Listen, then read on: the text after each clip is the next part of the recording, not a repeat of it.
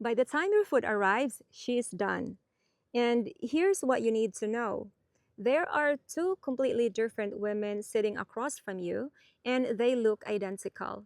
One of them is reading you, the other one already decided who you were before you even sat down. And brother, you want the first one. You just don't know it yet. Five things she notices, same five for both women. One of them sees them, the other one rewrites them in real time, right there at the table while smiling at you. So let's go. Number one, something went wrong. It always does. The order was wrong, the traffic, the rain, the waiter forgot. 10 seconds. That's all she needed. Because the woman who's reading you is thinking, that's him. That's the man I'll be standing next to when the baby is screaming at 3 in the morning and the money is tight. Not the charming one, that one, the version that came out when it is inconvenient. And the woman who's not reading you, she watched the exact same 10 seconds and thought, he's passionate, he has standards. Same man, same 10 seconds.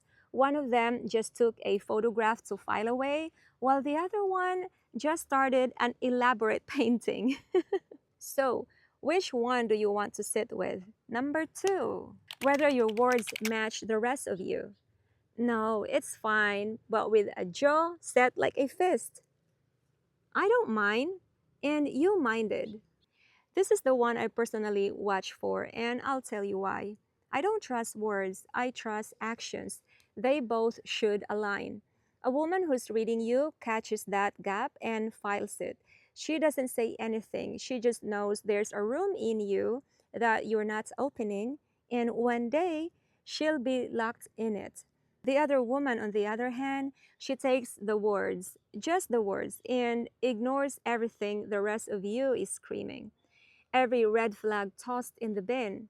And here's what's strange, that second woman isn't stupid. She saw it, she just decided not to.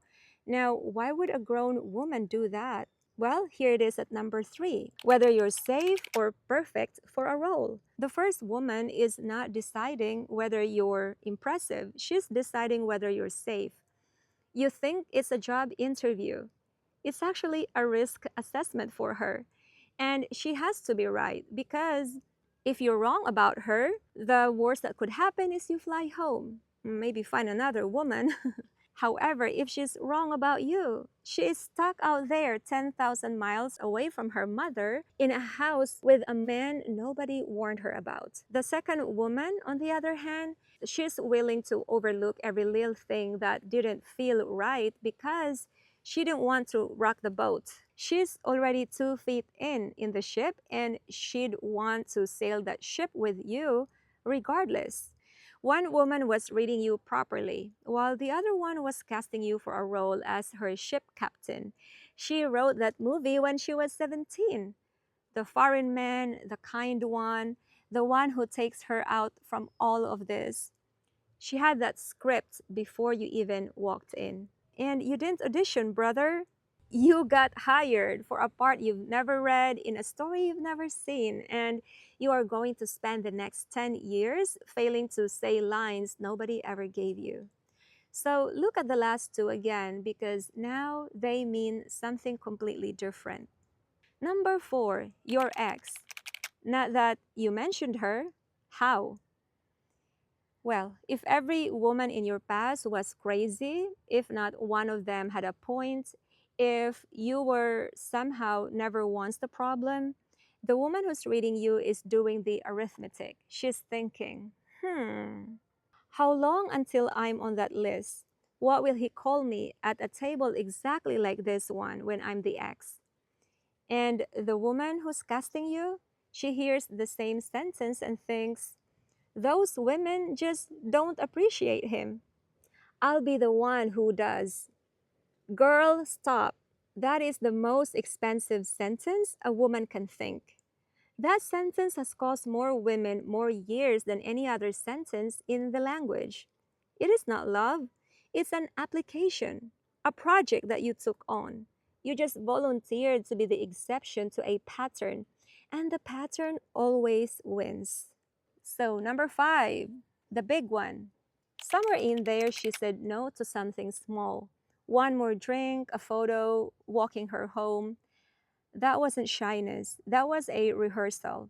She's finding out what a small no costs so she can guess what a big no will cost. Before there's a house, before there's a kid, before there's a visa and a plane ticket, and no way back home. Did you take it easy? Did you push just a little? Did you go quiet and make her manage your mood? She's checking the exits. Every healthy woman I know does it. Not one of us ever told you this is happening. And the other woman, she never said no at all, not once, agreed to everything all night. Not because she was easygoing, but because she didn't want to find out. So here's the real thing, and it isn't any of the five. You've been walking into these rooms afraid of being judged. Wrong fear. A woman who studies you is a woman who might actually love you and is serious about you.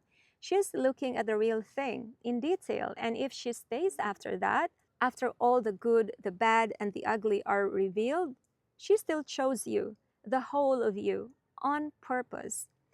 A woman who falls for you in 10 minutes hasn't chosen you. She can't have. She hasn't met you. She's in love with a story, and you're standing where the story is. Very convenient.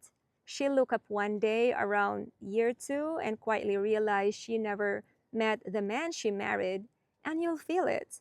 You won't be able to name it, but you will feel it. Being loved by someone who has never once seen you. And that is the worst feeling. So, both of you, come over here. Men, be honest with me. You want the second one, the instant yes.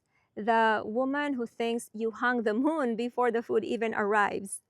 No questions, no scrutiny, no friction. That's not love. That's low resistance. And you will marry it. And then you'll spend 5 years, a decade being adored by a woman who doesn't even know your middle name.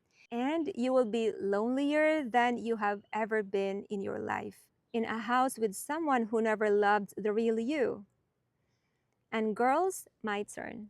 You didn't fall in love in 10 minutes. You casted him. You took a stranger and you handed him a part in a movie you've been writing since you were a teen.